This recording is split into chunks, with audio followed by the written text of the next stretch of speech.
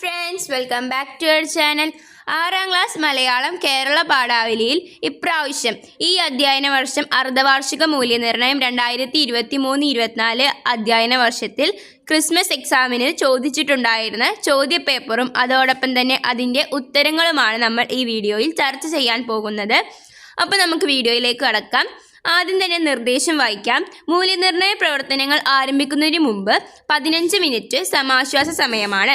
അപ്പോൾ 15 minute cool off time ആണ്. ഈ സമയം ചോദ്യങ്ങൾ നന്നായി വായിച്ചു മനസ്സിലാക്കാനുള്ളതാണ്. 6 പ്രവർത്തനങ്ങളാണ് നൽകിയിട്ടുള്ളത്. ഇതിൽ ഒന്നാമത്തെ പ്രവർത്തനത്തിന് എല്ലാവരും ഉത്തരം എഴുതേണ്ടതാണ്. 2 മുതൽ 6 വരെയുള്ള പ്രവർത്തനങ്ങളിൽ 4 എണ്ണത്തിന് ഉത്തരം എഴുതിയാൽ മതി. അപ്പോൾ മൊത്തം 6 പ്രവർത്തനങ്ങളാണ്. അതിൽ ഒന്നാമത്തെ പ്രവർത്തനം എല്ലാവരും നിർബന്ധമായും ചെയ്യേണ്ടതാണ്.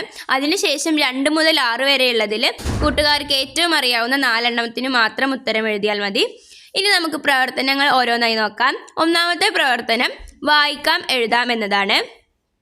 അപ്പോൾ ഇവിടെ ഒരു കവിതയാണ് കൊടുത്തിട്ടുള്ളത്. ദിവാകരൻ വിഷ്ണുമംഗലം എന്ന് എഴുതിയിട്ടുള്ള ഒരു കവിതയാണ്. കല്ലുവും പൊന്നുവും. ഒരു കുട്ടി പോകുന്നു പൊന്നിൻ്റെ മാലയിൽ തൊരു കുട്ടിയിട്ടതോ കല്ലുമാല. അവരെന്ന് സ്കൂളിലേക്കൊന്നിച്ചു പോകുമാ കുളിരാർന്ന കുന്നിൻ ചെരുവിലൂടെ. ഒരു ദിനം ആ വഴി കള്ളനെത്തി പൊന്നിട്ട കുട്ടിയെ കൊണ്ടുപോയി. അവളുടെ നിലവിളി കേൾക്കയായി മലയുടെ താഴ്വാരമെങ്ങുമെങ്ങും. അത് കേൾക്കെ അതിവേഗമോടിയെത്തി അവളുടെ പൊന്നോമൽ കൂട്ടുകാരി. കല്ലുറപ്പുള്ള മനസ്സുമായി ചെന്നവൾ കള്ളനെ നേരിട്ടു ധീരം. കല്ലിൻ്റെ മാലയണിഞ്ഞവളെങ്ങനെ പൊന്നിട്ട കുട്ടിയെ വീണ്ടെടുത്തു. അതു കണ്ട് മാമരക്കൂട്ടവും കിളികളും പുഴകളും പൂക്കളും പുളകമാർന്നു. ദിവാകരൻ വിഷ്ണുമംഗലം. അപ്പോൾ ഇവിടെ ഒരു കുട്ടിയെ തട്ടിക്കൊണ്ടു പോയപ്പോൾ അതിൻ്റെ കൂട്ടുകാരി ഓടിച്ചെന്ന് അതിനെ രക്ഷിക്കുന്ന ഒരു സന്ദർഭമാണ് ഇവിടെ കവിതാ രൂപത്തിൽ കൊടുത്തിട്ടുള്ളത്. ഇനി ഇതുമായി ബന്ധപ്പെട്ടിട്ടുള്ള ചോദ്യങ്ങളാണ് നമുക്ക് നോക്കാനുള്ളത്. ചോദ്യങ്ങൾ നോക്കാം. താഴെ കൊടുത്ത ചോദ്യങ്ങൾക്ക് ബ്രാക്കറ്റിൽ നിന്ന് ശരിയുത്തരം തിരഞ്ഞെടുത്തെഴുതുക. ഒന്നാമത്തെ ചോദ്യം, ആരുടെ നിലവിളിയാണ് താഴ്വാരയിൽ കേട്ടത്? പൊന്നിന്മാല ഇട്ട കുട്ടിയുടെ, കള്ളൻ്റെ, കല്ലുമാല ഇട്ട കുട്ടിയുടെ. ഉത്തരം പൊന്നിന്മാല ഇട്ട കുട്ടിയുടെ ശബ്ദം, അതായത് ശബ്ദമാണ് താഴ്വാരയിൽ നിലവിളി കേട്ടത്. രണ്ടാമത്തെ ചോദ്യം, കുട്ടികൾ സ്കൂളിൽ പോയിരുന്നത് ഏത് വഴിയിലൂടെയാണ്? മാമരങ്ങൾക്കിടയിലൂടെ, താഴ്വാരത്തിലൂടെ, കുന്നിൻ ചെരുവിലൂടെ. ഉത്തരം കുന്നിൻ ചെരുവിലൂടെയാണ് അവർ സ്കൂളിലേക്ക് പോയിരുന്നത്. മൂന്നാമത്തെ ചോദ്യം, പുഴകളും പൂക്കളും പുളകമാർന്നത് എന്തുകൊണ്ടാണ്? കുട്ടികളുടെ ധീരത കൊണ്ട്, കുട്ടിയുടെ നിലവിളി കേട്ട് കുട്ടി ഓടിയത് കൊണ്ട്. ഉത്തരം കുട്ടിയുടെ ധീരത കൊണ്ടാണ്. നാലാമത്തെ ചോദ്യം, കല്ലുറപ്പുള്ളത് എന്തിനാണ്? മനസ്സിന്. പൊന്നിൻ മാലയ്ക്ക്, കല്ലുമാലയ്ക്ക്. ഉത്തരം മനസ്സിന്. അഞ്ചാമത്തെ ചോദ്യം, കല്ലുമാല ഇട്ട കുട്ടി കള്ളനെ നേരിടാൻ കാരണമെന്താവാം? പൊന്നിന്മാല മോഹിച്ച് ധീരത കാണിക്കാൻ, കൂട്ടുകാരിയോടുള്ള സ്നേഹം കൊണ്ട്. ഉത്തരം കൂട്ടുകാരിയോടുള്ള സ്നേഹം കൊണ്ട്. അപ്പോൾ ഇങ്ങനെയാണ് ബ്രാക്കറ്റിൽ നിന്ന് ശരിയുത്തരം തിരഞ്ഞെടുക്കേണ്ടത്. ഇനി നമുക്ക് അടുത്ത പ്രവർത്തനം നോക്കാം. പ്രവർത്തനം 2 എ കഥാപാത്ര നിരൂപണമാണ്. സാവധാനത്തിലുള്ള ചലനങ്ങളും മൃദുലമായ സംസാരവും കൈമുതലായ കുഴലൂത്തുകാരൻ. ഹാമലിൻ പട്ടണത്തിലെത്തിയ കഥ നിങ്ങൾ വായിച്ചല്ലോ. അപ്പോൾ ഹാമലിനിലെ കുഴലൂത്തുകാരൻ എന്ന പാഠഭാഗത്തിൽ ഉള്ള കുഴലൂത്തുകാരനെ കുറിച്ചാണ് ഇവിടെ പരാമർശിച്ചിട്ടുള്ളത്.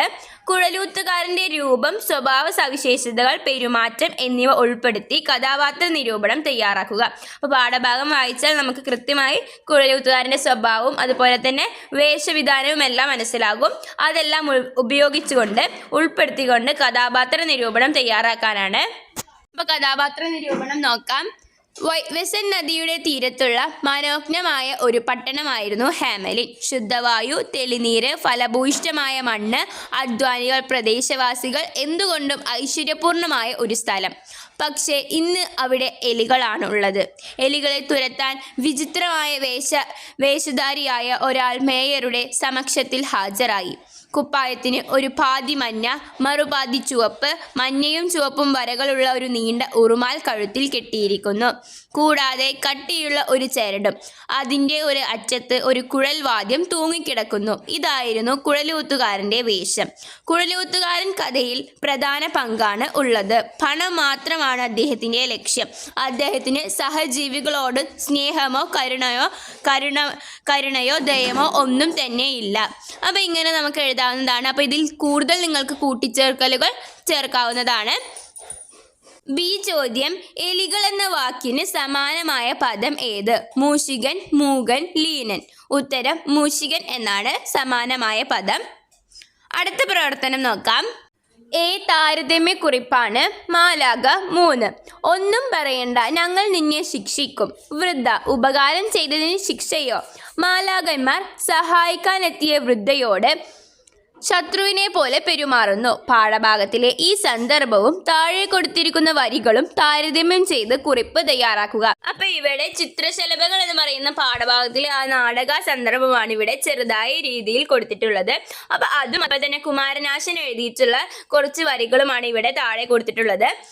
മരമിങ്ങും ഗുണം വരുമ്പോഴും വിനയന്നോർത്ത് വൃദ്ധ ഭയപ്പെടും. വൃദ്ധ എന്നുള്ളത് വെറുതെയാണ്. കനിവാർന്നു പിടിച്ചിണക്കുവാൻ തുനിയുമ്പോൾ പിടിയുന്ന പക്ഷി പോൽ. കനിവ്, ദയ, വിന എന്ന് പറയുന്ന നാശമാണ്. അപ്പൊ ഇങ്ങനെ 4 വരികളാണ് ഇവിടെ കൊടുത്തിട്ടുള്ളത്. അപ്പൊ ഇത് രണ്ടും കൂടിയിട്ട് താരതമ്യം ചെയ്തിട്ട് കുറിപ്പ് എഴുതാനാണ്. സിംഹത്തിന്റെ മുന്നിൽ നിന്നും രക്ഷിച്ച വൃദ്ധയോട് മാലാഖന്മാരാണ് തിരിച്ചറിയാതെ ശത്രുവിനെ എന്ന പോലെ പെരുമാറുന്നതാണ് ചോദ്യത്തിന്റെ ആദ്യ ഭാഗത്ത് കൊടുത്തിരിക്കുന്നത്. ദയ തോന്നി നല്ല ഭക്ഷണം കൊടുത്ത് വളർത്താനായി പിടിക്കുന്ന പക്ഷിയും നമ്മളെ തെറ്റിദ്ധരിച്ച് രക്ഷപ്പെടാനായി ചിറകടിക്കുന്ന പക്ഷിക്കും ഗുണമാണ് വരുന്നത് എന്ന് തിരിച്ചറിയാൻ കഴിയുന്നില്ല. സമാന ആശയങ്ങളും വായനാക്കുറിപ്പുകളുമാണ്. ഇത് രണ്ടും ഉപകാരികളെ തിരിച്ചറിയാതെ ദുഃഖത്തിൽപ്പെടുന്നു എന്നതാണ് ഒരു രീതിയാണ് ഇവിടെ കൊടുത്തിരിക്കുന്നത്. അപ്പോൾ താരതമ്യം ചെയ്യുമ്പോൾ ആദ്യം നിങ്ങൾ ചിത്രശലഭങ്ങൾ എന്ന് പറയുന്ന നാടകത്തിലെ ഈ സന്ദർഭവും അതുമായി ബന്ധപ്പെട്ടിട്ട് നിങ്ങളുടെ മനസ്സിൽ വരുന്ന ആശയങ്ങളും ഉൾപ്പെടുത്തുക. അതിനുശേഷം രണ്ടാമത്തെ ഖണ്ഡികയിൽ കുമാരനാശാൻ എഴുതിയിട്ടുള്ള ഈ വരികളുടെ അർത്ഥവും വിശദീകരിച്ച് എഴുതുക. അതിനുശേഷം മൂന്നാമത്തെ ഖണ്ഡികയിൽ ഇത് രണ്ടും കൂടിയിട്ട് താരതമ്യം ചെയ്തിട്ട് ഇതിൽ രണ്ടിലും ഒരേ ആശയമാണ് വരുന്നത്. അതൊക്കെ നിങ്ങൾ പരിശോധിച്ചിട്ട് അതിനെ വിശദീകരിച്ച് എഴുതുക. അങ്ങനെയാണ് താരതമ്യക്കുറിപ്പ് എഴുതേണ്ടത്. ഇനി ഇതിലെ ബി ചോദ്യം, താഴെ പറയുന്നതിൽ ജി ശങ്കരപ്പിള്ളയുടെ കൃതി ഏത്? ജി ശങ്കരപ്പിള്ള എഴുതിയിട്ടുള്ള കൃതി ഏതാണെന്ന് താഴെ പറയുന്നതിൽ ഏത്? ഓപ്ഷൻസ് കൊടുത്തിട്ടുണ്ട്. വേനലിൽ ഒരു പുഴ, വിടരേണ്ട പൂമുട്ടുകൾ, പ്ലാവില തൊപ്പികൾ. ഉത്തരം പ്ലാവില തൊപ്പികൾ ആണ്. ഇനി പ്രവർത്തനം 4, വിശകലനക്കുറിപ്പ്. ഒരാൾ പരിശ്രമങ്ങളിൽ ഏർപ്പെടുന്നില്ലെന്ന് വെക്കുക. എങ്കിൽ അയാൾ തൻ്റെ മാളത്തിൽ തന്നെ കഴിഞ്ഞുകൂടുകയായിരിക്കും. സതീഷ് ധവാൻ കലാമിനോട് പറഞ്ഞ ഈ വാക്കുകൾ നിങ്ങൾ ഓർക്കുന്നുണ്ടല്ലോ. പരിശ്രമം ചെയ്യുക എന്തിനേയും എന്ന് പറയുന്ന പാഠഭാഗത്തിലെ വരികളാണ് ഇവിടെ കൊടുത്തിട്ടുള്ളത്. KC കേശവപിള്ള എഴുതിയിട്ടുള്ള പരിശ്രമം ചെയ്യുക എന്തിനേയും വശത്തിലാക്കാൻ കഴിവുള്ളവണ്ണം ദീർഘങ്ങളാം കൈകളെ നൽകിയത്രേ മനുഷ്യനെ പാലിലയച്ചത് ഈശ്വരൻ. മുകളിൽ വിവരിച്ച് 2 സന്ദർഭങ്ങളും വിശകലനം ചെയ്ത് കുറിപ്പ് തയ്യാറാക്കുക. അപ്പോൾ ഇവിടെ പരിശ്രമത്തെ കുറിച്ചിട്ടാണ് പറയുന്നത്. 2 സന്ദർഭങ്ങളിലും പരിശ്രമം ചെയ്യുന്നതിനെ കുറിച്ചിട്ടും ഒരാൾ പരിശ്രമം ചെയ്തിട്ടില്ലെങ്കിൽ എന്തൊക്കെയാണ് ഉണ്ടാവുക എന്നതുമാണ്. അപ്പോൾ ഇത് രണ്ടും കൂടിയിട്ട് വിശകലനം ചെയ്യാനാണ് പറഞ്ഞിട്ടുള്ളത്. വിശകലനക്കുറിപ്പ്. സതീഷ് ധവാന്റെ ഈ വാക്കുകൾ അർത്ഥം പരാജയപ്പെട്ട് നിരാശനായി തൻ്റെ മാളത്തിൽ ഒളിക്കാതെ വീണ്ടും വീണ്ടും പരിശ്രമിക്കുക അതിനായി നൽകുന്ന ഉദ്ബോധമാണ് ഈ വരികളിലുള്ളത്. KC കേശവപിള്ളയുടെ വരികളിൽ പരിശ്രമിക്കുക, എന്തും നേടിയെടുക്കാൻ കഴിവുള്ളവനാണ് മനുഷ്യൻ എന്ന് നമ്മെ ഓർമ്മിപ്പിക്കുന്നു. 2 ഭാഗങ്ങളും വിശകലനം ചെയ്യുമ്പോൾ നിരന്തരമായ പരിശ്രമത്തിലൂടെ എന്തും നേടിയെടുക്കാൻ മനുഷ്യനു കഴിയുമെന്ന് മനസ്സിലാക്കാം. ആദ്യം പരാജയപ്പെട്ടാലും അന്തിമ വിജയം പരിശ്രമശാലികൾക്കു തന്നെയായിരിക്കും. ഇതാണ് ഈ വായനാ ഭാഗങ്ങൾ വിശകലനം ചെയ്യുമ്പോൾ മനസ്സിലാകുന്നത്. ഇവിടെ പ്രവർത്തനം 5 ഉപന്യാസമാണ്. ഒരു ജാതി, ഒരു മതം, ഒരു ദൈവം മനുഷ്യന്. വിദ്യ കൊണ്ട് പ്രബുദ്ധരാകുക.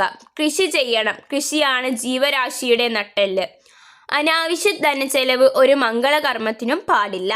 കെട്ടുകല്യാണം എന്ന പാഠഭാഗം വായിച്ചുവല്ലോ. നമുക്കുണ്ടായിരുന്ന പാഠഭാഗമായിരുന്നു കെട്ടുകല്യാണം എന്നത്.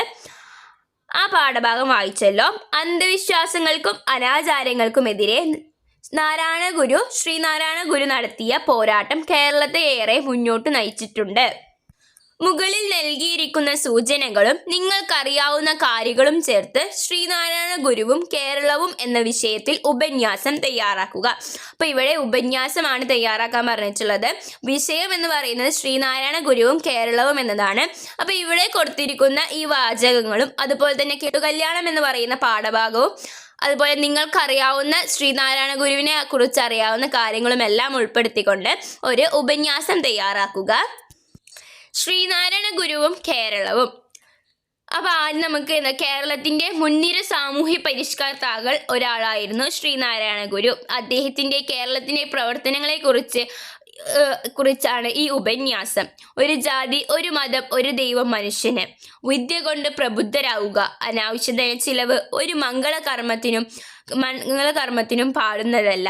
കൃഷി ചെയ്യണം. കൃഷിയാണ് ജീവരാശിയുടെ നട്ടെല്ല്. കെട്ടുകല്യാണം അനാവശ്യ ചടങ്ങാണ്. തുടങ്ങിയ ആശയങ്ങൾ നമ്മൾ വിശദീകരിക്കാം. അതിനെക്കുറിച്ച് നിങ്ങൾക്ക് എന്തൊക്കെ അറിയാവുന്നുണ്ടോ അതൊക്കെ വിശദീകരിക്കുക. അതുപോലെ തന്നെ എന്നിട്ട് അവസാനം ഞങ്ങൾ ഇതിന് ഒരു ഉപസംഹാരം എന്ന രീതിയിൽ ഈ പ്രവർത്തനങ്ങളെല്ലാം കേരള ജനതയുടെ സ്വയം പര്യാപ്തയും അനാചാരങ്ങളെ ഇല്ലാതാക്കുന്നതിനും വളരെ സഹായിച്ചു. ഇന്നത്തെ കേരളത്തിൻ്റെ സാമൂഹിക ഉയർച്ചയ്ക്ക് ശ്രീനാരായണ ഗുരുവിൻ്റെ പ്രവർത്തനങ്ങൾ വളരെയധികം സഹായിച്ചിട്ടുണ്ട്. അപ്പോൾ ഇതിൽ നിങ്ങൾക്ക് ഇനിയും ഒരുപാട് കാര്യങ്ങൾ അറിയുന്നുണ്ടായിരിക്കും. അതെല്ലാം നിങ്ങൾക്ക് നടുവിലായിട്ട് ഉൾപ്പെടുത്താവുന്നതാണ്. ഒടുക്കം എന്ന് പറയുന്നത് ഇതെല്ലാം നല്ലതിനായിരുന്നു എന്ന രീതിയിലായിരിക്കണം അവസാനിക്കേണ്ടത്. ഇനി അവസാനത്തെ പ്രവർത്തനം 6 ആസ്വാദനക്കുറിപ്പ് കൂട്ടുകുടുംബം. അപ്പോൾ ഇവിടെ ഒരു കവിതയാണ് കൊടുത്തിട്ടുള്ളത്. അപ്പോൾ ഇതിൻ്റെ ആസ്വാദനക്കുറിപ്പ് എഴുതാനാണ്. കൂട്ടുകുടുംബം. വയലോരത്തെ പഴയ കുളം ഇതു വലിയൊരു കൂട്ടുകുടുംബം. ഉണ്ടിവിടെ പല പ്രാണികൾ, പാമ്പുകൾ, പായൽ കാടുകൾ, മത്സ്യങ്ങൾ, നിന്നിളകുന്നു ജലസസ്യങ്ങൾ. വരിക, നമുക്കീ പഴയൊരു കൂട്ടുകുടുംബം കണ്ടു മടങ്ങി വരാം. നോക്കുക, പച്ച നിറത്തിൽ ജലത്തിൽ നിറയെ കാണുന്നതെന്തെന്നോ. പായൽ കാടുകളുണ്ടു കുളത്തിനടിയിൽ നിറച്ചും കണ്ടോളി. പായൽ കാടിൻ നിഴലിലുമുണ്ടോ പല ജാതികളാം ജന്തുക്കൾ. പി മധുസൂദനൻ. പി മധുസൂദനൻ എഴുതിയിട്ടുള്ള ഒരു കൂട്ടുകുടുംബം എന്ന് പറഞ്ഞിട്ടുള്ള ഒരു കവിതയാണ്. അപ്പോൾ കവിതയുടെ ആശയം, സൗന്ദര്യതലം, സവിശേഷ പ്രയോഗങ്ങൾ എന്നിവ ഉൾപ്പെടുത്തി ആസ്വാദനക്കുറിപ്പ് തയ്യാറാക്കുക. അപ്പോൾ ഇതിനെക്കുറിച്ച് നിങ്ങൾക്ക് വായിച്ചതിന് ശേഷം 1-2 വട്ടം വായിച്ചതിന് ശേഷം അതിൻ്റെ ആശയം മനസ്സിലാക്കുകയും അതുപോലെ തന്നെ ഇതിലെ സവിശേഷ പ്രയോഗങ്ങൾ മനസ്സിലാക്കി അതെല്ലാം ഉൾപ്പെടുത്തിക്കൊണ്ട് ആസ്വാദനക്കുറിപ്പ് തയ്യാറാക്കുവാനാണ് പറഞ്ഞിട്ടുള്ളത്. അപ്പോൾ ആദ്യം തന്നെ നമ്മൾ കവിയെയാണ് പറയേണ്ടത്. പി മധുസൂദനൻ എഴുതിയ കവിതയാണ് കൂട്ടുകുടുംബം. വയലോരത്തെ പഴയ കുളത്തെയാണ് കവി വർണ്ണിക്കുന്നത്. ആ കുളം ഒരു പഴയ കൂട്ടുകുടുംബമായി കവി കാണുന്നു. പലതരം പ്രാണികൾ, പാമ്പുകൾ, പായൽ, മത്സ്യങ്ങൾ ഇവയെല്ലാമാണ് ആ കുളത്തിലെ കുടുംബക്കാർ. മനസ്സിലാക്കാൻ വിഷമമുള്ള ശാസ്ത്രീയ കാര്യങ്ങൾ ലളിതമായും സുന്ദരമായും ഈ കവിതയിൽ ചിത്രം വരച്ചതുപോലെ കവി നമുക്ക് കാണിച്ചു തരുന്നു. കുളത്തെ കൂട്ടുകുടുംബമായി വർണ്ണിച്ചത് മനോഹരമായ ഒരു കൽപ്പനയാണ്. ലളിത സുന്ദരമായ ഒരു കവിതയാണിത്. വായിക്കുന്നവർക്കെല്ലാം ഇത് ഇഷ്ടപ്പെടുക തന്നെ ചെയ്യും. അപ്പോൾ ഇങ്ങനെ നമുക്ക് എഴുതാവുന്നതാണ്. അപ്പോൾ ഇത് കുറച്ചും കൂടി വിവരിച്ച് നിങ്ങൾക്ക് അറിയാവുന്നെങ്കിൽ അത് കുറച്ചും കൂടി വിവരണ രീതിയിൽ നിങ്ങൾക്ക് ആസ്വാദനക്കുറിപ്പ് തയ്യാറാക്കാവുന്നതാണ്. അപ്പോൾ ഇത്രയും പ്രവർത്തനങ്ങളായിരുന്നു ഇപ്രാവശ്യം കേരള പാഠാവലിയിൽ ചോദ്യപേപ്പറിൽ ഉണ്ടായിരുന്നത്. അപ്പോൾ പ്രവർത്തനങ്ങളെല്ലാം നിങ്ങൾക്ക് കൃത്യമായി മനസ്സിലായി എന്ന് വിചാരിക്കുന്നു. അപ്പോൾ ഇതിൻ്റെ ഉത്തരങ്ങളെല്ലാം നിങ്ങൾക്ക് നിങ്ങളുടേതായിട്ടുള്ള ഭാഷയിൽ, നിങ്ങളുടേതായിട്ടുള്ള ഭാവനയിൽ നിങ്ങൾക്ക് എഴുതാവുന്നതാണ്. അപ്പോൾ ഈ വീഡിയോ നിങ്ങൾക്ക് ഇഷ്ടപ്പെട്ടു എന്ന് വിചാരിക്കുന്നു. Thanks for watching.